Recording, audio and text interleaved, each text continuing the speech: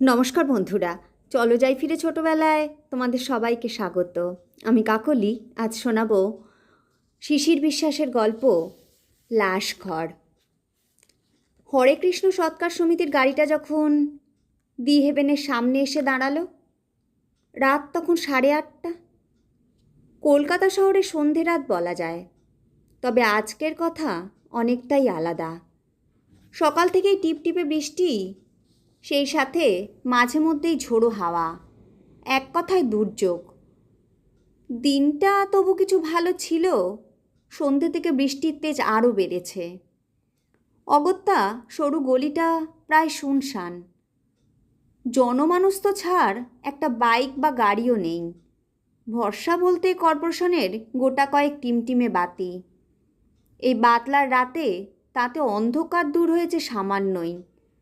সেই আধো অন্ধকারে প্রায় ভূতের মতো দাঁড়িয়ে পুরনো দিনের ছোট্ট দুতলা বাড়িটা, দি হেভেন। গাড়ি থামিয়ে গোবিন্দ সাবধানে সেই বাড়ির দিকে তাকালো। নাম দি হেভেন হলেও আসলে লাশঘর। মরা বা লাশ নিয়ে অবশ্য গোবিন্দর কোনো অ্যালার্জি নেই। সৎকার সমিতির গাড়ির ড্রাইভার গোবিন্দ, লাশ নিয়েই কারবার। গত 10 বছর এই চাকরিতেই রয়েছে। কয়েক হাজার লাশ শ্মশান, গোরস্থান নয়তো লাশ ঘরে পৌঁছে দিয়েছে। রাত দুপুরে বেরোতে হয় হামেশাই, কিন্তু কোনোটাই এই দি হেভেনের মতো নয়।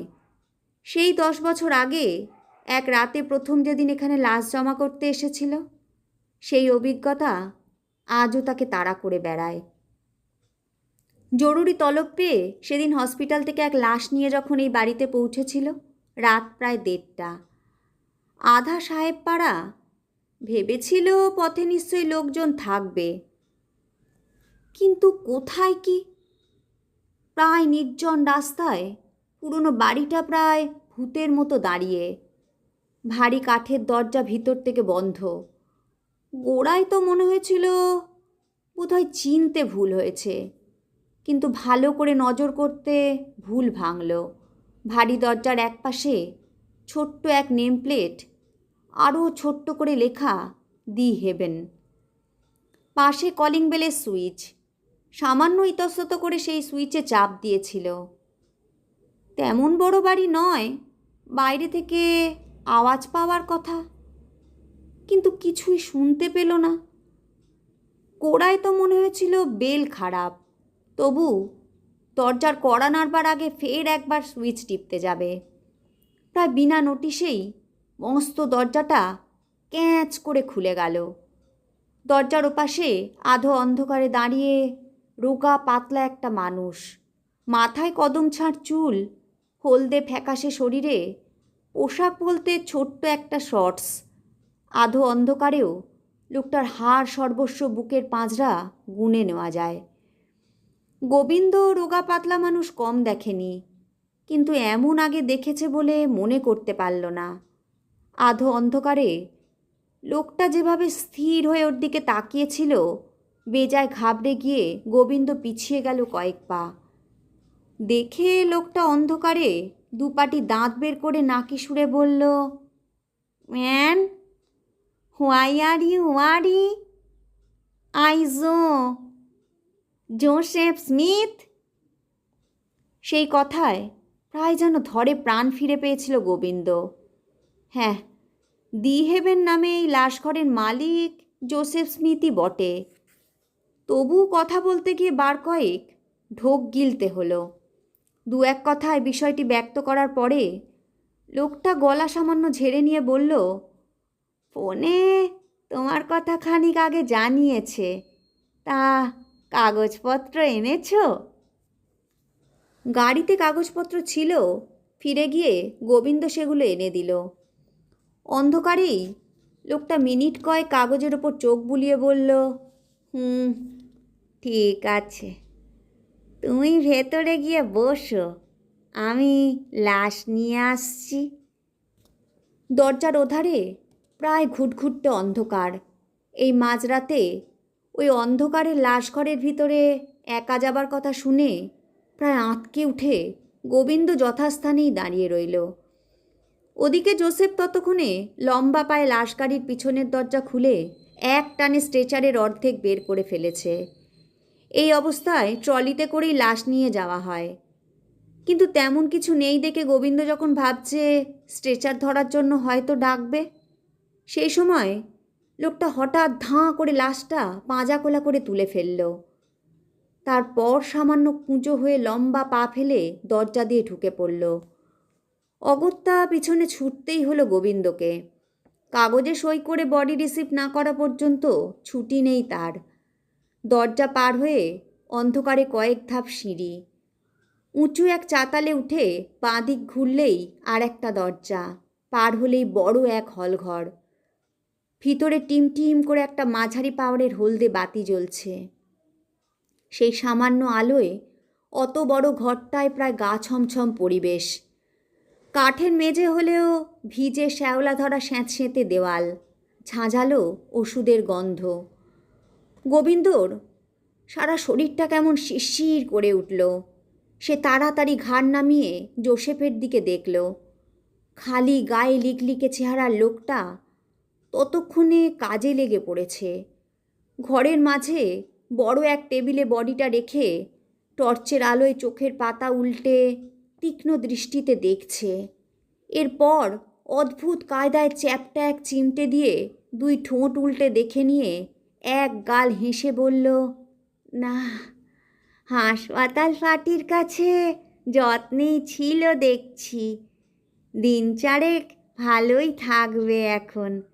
একটু বসো বাপু, ড্রয়ারে ঢুকিয়ে ছেড়ে দিচ্ছি তোমাকে। নতুন লাশের ব্যাপারে বুড়ো যে বেজায় খুঁতখুঁতে গোবিন্দ আগেই শুনেছিল, তাই কিছুটা হলেও হাঁপ ছেড়েছিল এরপর। কিন্তু সেই একটু সময় যে কতক্ষণ একেবারেই আঁচ করতে পারেনি। হাড়ে হাড়ে মালুম পেল তারপর। ঘরের একপাশের দেয়াল জুড়ে প্রমাণ সাইজের সারি সারি ড্রয়ার, প্রতিটির সামনে একটা করে কার্ড ঝুলছে। সেই কার্ডের ভিতরে ঢোকানো লাশের বিবরণ। বুড়ো অবশ্য ইতিমধ্যে টেবিলের একধারে রাখা মোটা এক বাঁধানো খাতা খুলে ফেলেছে। সেই খাতার কাজ শেষ হতে লাগলো প্রায় 15 মিনিট।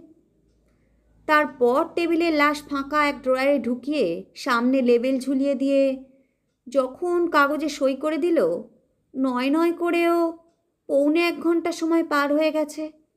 সারাটা সময় সেই ভয়ানক ঘরের ভিতর প্রায় দম বন্ধ করে পড়ে থাকা ছাড়া উপায় ছিল না।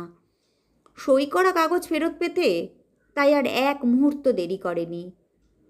প্রথম দিনে সেই ভয়ানক অভিজ্ঞতা গোবিন্দ তারপর আর মন থেকে ঝেড়ে ফেলতে পারেনি। দি হেভেন লাশঘর আজও তার ওর কাছে আতঙ্ক।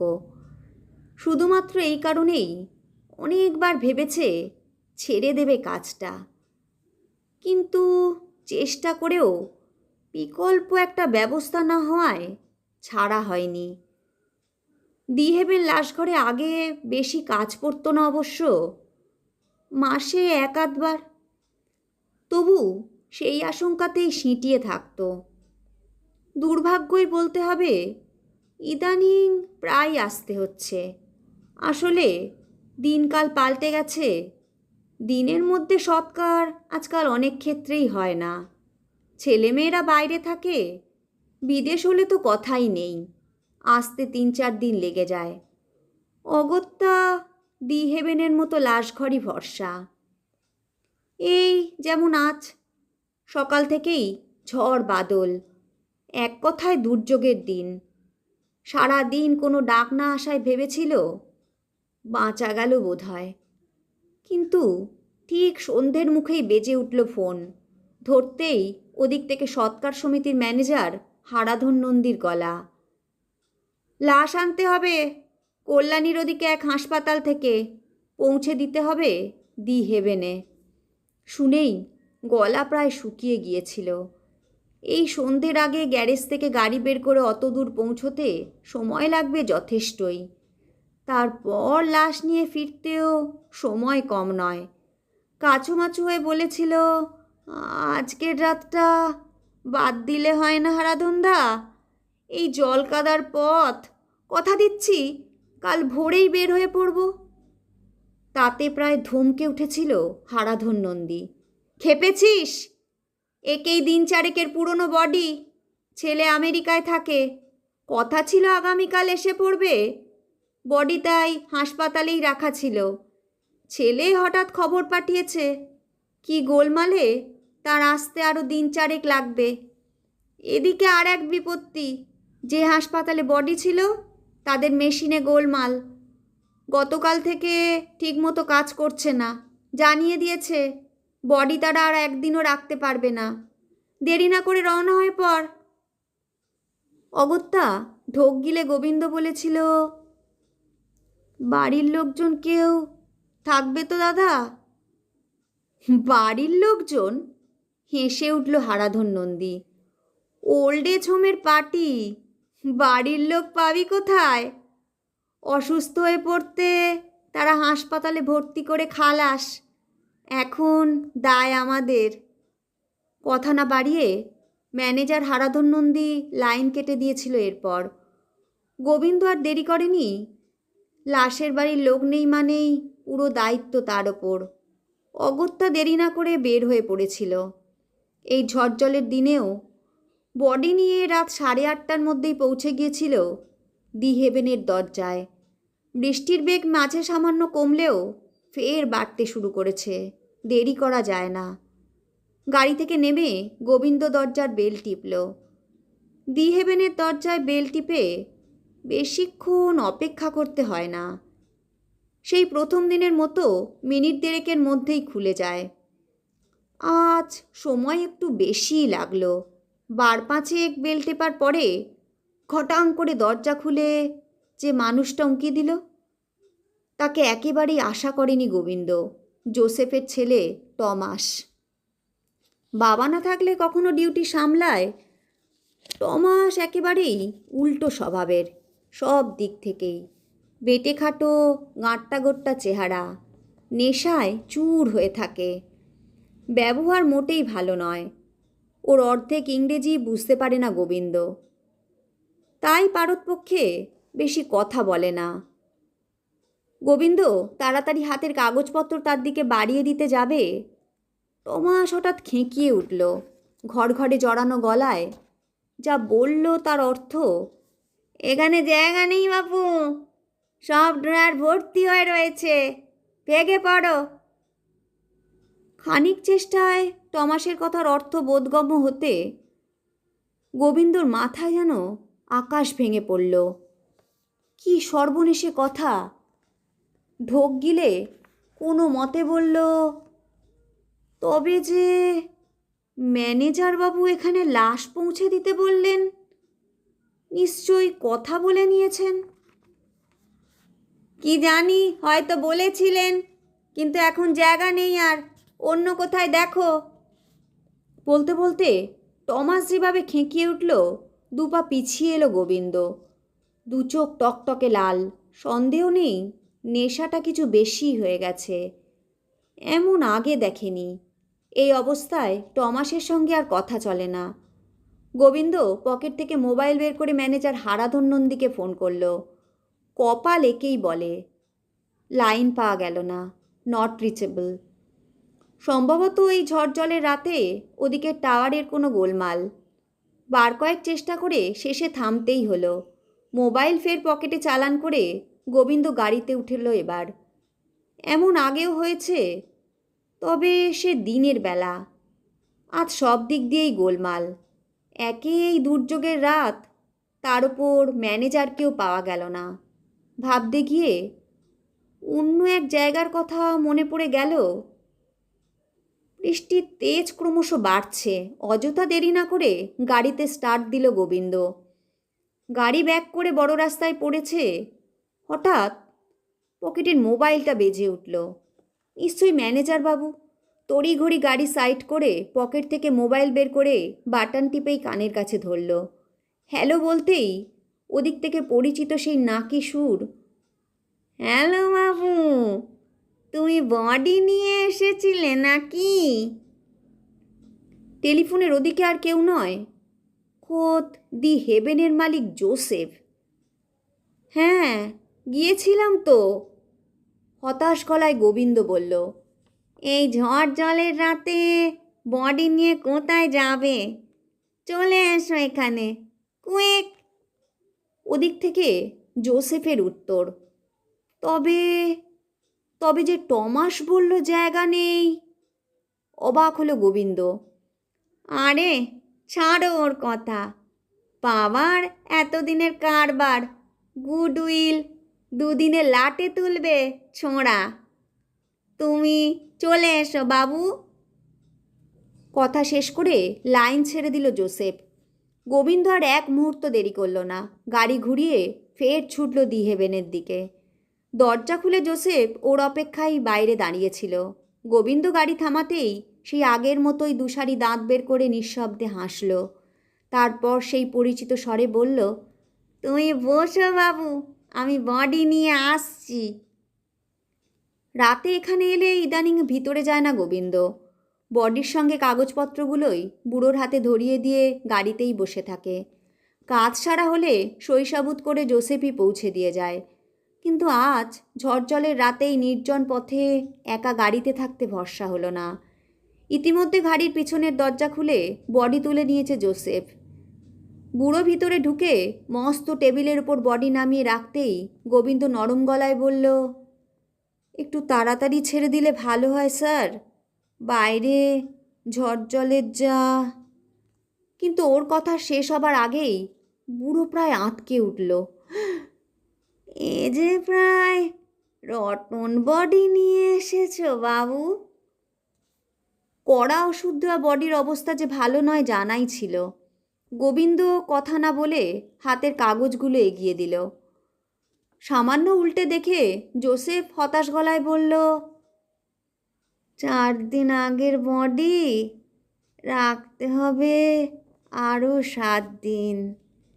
এক্ষুনি ব্যবস্থা না নিলে 7 দিন পরে লাশ নয় বাবু, পাওয়া যাবে স্কেলিটনটা। গুঁঠোমের বদনাম হয়ে যাবে। বুড়ো ফের কি বলে ওঠে। গোবিন্দ তাড়াতাড়ি বলল, এ ব্যাপারে দি হেভেনের সুনাম রয়েছে বলেই তো ছুটে আসি স্যার, যা করতে হয় করুন। জোসেফ তারপর কি একটা ওষুধ বডির ওপর স্প্রে করতে শুরু করে ম্যাসেজ শুরু করলো। ওষুধের গন্ধ তো ছিলই, এবার লাশের ওপর জোসেফের সরু দুটো হাত দ্রুত চলতে শুরু করতেই গাটা গুলিয়ে উঠল গোবিন্দর। বেশ বুঝতে পারছিল বুড়ো যা খুঁতখুঁতে মানুষ, লাশের ব্যবস্থা না করে আর কাগজপত্রে হাত দেবে না। বুড়োর কাজ শেষ হতে কতক্ষণ লাগবে জানা নেই। ও কি করবে ভাবছে। মুশকিল আসান করে দিল জোসেফ নিজেই। টেবিলে লাশের ওপর হাত চালাতে চালাতেই বলল, বাবু এবার কিছু সিক্রেট কাজ আছে, তুমি বরং বাইরে গাড়িতে গিয়ে বসো, 8 ঘন্টার মতো লাগবে। কাজটা হয়ে গেলেই পেপার সই করে দিচ্ছি।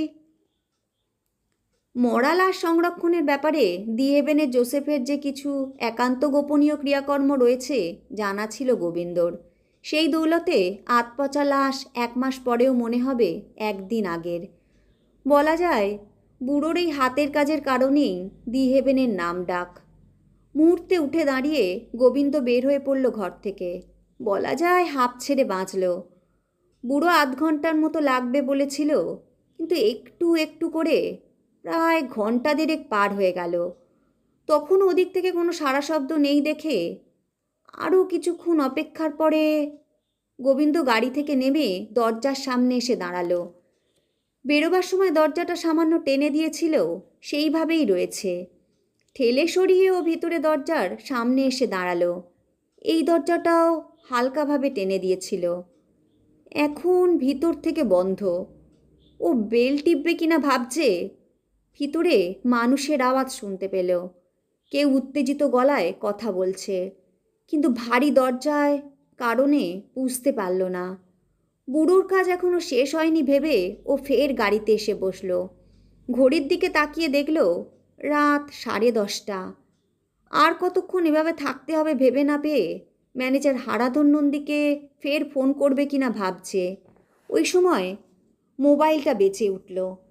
বের করেই দেখে খোদ ম্যানেজার হারাধন নন্দীরই ফোন। রিসিভ করতেই ওদিক থেকে হারাধন নন্দীর উত্তেজিত গলা, কি সর্বনেশে কাজ করেছো গোবিন্দ? তোমার চাকরি তো গেছেই, টানাটানি পড়বে আমার চাকরি নিয়েও। সন্ধ্যের পর থেকে হেনেস্তা এ যাবৎ কম হয়নি, তাই ম্যানেজারের ধমক খেয়েও গোবিন্দর কোনো প্রতিক্রিয়াই হলো না।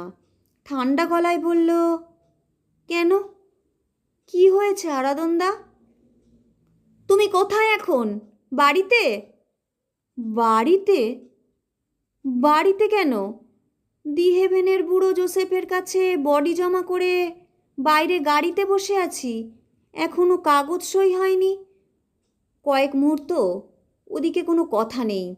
তারপর হারাধন নন্দীর ভয়ার্ত গলা, জোসেফ বডি জমা নিয়েছে? হ্যাঁ হারাধনদা, বডির অবস্থা মোটেই ভালো নয় বলে ওষুধপত্র লাগাতে লাগাতে আমাকে বাইরে অপেক্ষা করতে বলল। গোবিন্দ যা বলছি একটু ঠান্ডা মাথায় শোন। দি হেভেনে বডি রাখার নাকি জায়গা নেই। আমি টমাসকে বলে দিচ্ছি, ওর কাছ থেকে বডি নিয়ে কাছেই ওরিয়েন্ট হসপিটালে পৌঁছে দে। কথা বলেছি, ওখানে ব্যবস্থা হয়ে যাবে। কেন হারাধনদা? জোসেফ তো তেমন কিছু বলল না। অবাক হয়ে গোবিন্দ প্রশ্ন করলেও ওদিক থেকে কোনো উত্তর এলো না। হারাধন নন্দী লাইন কেটে দিয়েছে। হতচকিত গোবিন্দ ফের তাকে ফোন করবে কিনা ভাবছে। সশব্দে দি হেভেনের দরজা খুলে বেরিয়ে এলো টমাস। ইউ বাস্টার্ড, তোমাকে তোমাকে গুলি করে মারবো আমি। নেশাখোর টমাস এভাবেই কথা বলতে অভ্যস্ত। গোবিন্দ মোলায়েম গলায় বলল, কেন গো দাদা, কি অপরাধ? তোমাকে আমি বলেছিলাম না এখানে বডি রাখার জায়গা নেই? বলেছিলেন তো, চলেও গিয়েছিলাম। তারপর ফের ফিরে এসে গোবিন্দর কথা কেড়ে নিয়ে টমাস বলল, লাশ নিয়ে চোরের মতো ভিতরে ঢুকেছ? 10 নম্বর ড্রয়ারে আমার বাবার বডি ছিল, সেটা বের করে বাইরের টেবিলে রেখে ড্রয়ারের ভিতর তোমার লাশ এনে লাশটা ঢুকিয়ে দিয়েছ। আস্পর্ধা তো কম নয়। জোসেফ সাহেবের কথা শেষ করতে পারল না গোবিন্দ। মুখটা হাঁ হয়ে আটকে গেল। হ্যাঁ, জোসেফ সাহেবের বডি। আজ সন্ধ্যায় হঠাৎই মারা গেছেন উনি, সেরিব্রাল অ্যাট্যাক। লাশ গাড়ি চালিয়ে গোবিন্দর বুকের পাটা কিছু বেড়েছে সন্দেহ নেই, নইলে ওই কথা শোনার পরেও গাড়িতে স্টার্ট দিতে পেরেছে। তারপর ঘটাং শব্দে একদম টপ গিয়ার। পিছনে টমাস তখন চেঁচাতে শুরু করেছে, যাচ্ছ কোথায়? বডি আর কাগজপত্রগুলো নিয়ে যাও। কিন্তু তাতে কিছুমাত্র কান দিল না গোবিন্দ। পকেটের মোবাইলটাও বেজে উঠল এই সময়। সন্দেহ নেই ম্যানেজার বাবু কিন্তু মরে গেলেও এই রাতে দি হেভেনে আর লাশ আনতে যাচ্ছে না, বরং ছেড়েই দেবে চাকরিটা। কেমন লাগলো বন্ধুরা? গল্পটা যদি তোমাদের ভালো লাগে তাহলে লাইক, শেয়ার, কমেন্ট করতে ভুলো না যেন। আর আমার চ্যানেলে যারা নতুন বন্ধু তারা আমার চ্যানেলটা সাবস্ক্রাইব করে নিও, আর পাশে থাকা বেল আইকনটা বাজাতে ভুলো না যেন। আজ তবে আসি, আবার আসবো আগামী পর্বে অন্য কোনো গল্প নিয়ে।